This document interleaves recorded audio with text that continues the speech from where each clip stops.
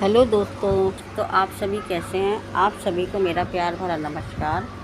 तो आज है संडे और हमने कुछ अलग से थाली को तैयार किया है। आज हमने बनाए हैं चटपटे काबुली छोले। सलाद में हमने बनाया है चुकंदर, खीरा और मीठे में हमने बनाया है सूजी का हलवा। सूजी का हलवा देखने में बहुत ही अच्छा लग रहा है। साथ में हमने बनाया है सिरके वाला प्याज। तो अलग से कुछ थाली तैयार हुई है ना। ठहरिए, हमने अलग से बनाए हैं भटूरे मैदे वाले। आज हमारे घर में कुछ खास है तो कमेंट्स में आप हमसे पूछेंगे तो हम आपको बताएंगे कि आज हमने छोले और भटूरे हलवा किस लिए बनाया है। जल्दी ही बताइए सबको ये थाली कैसी लग रही है। Bye bye.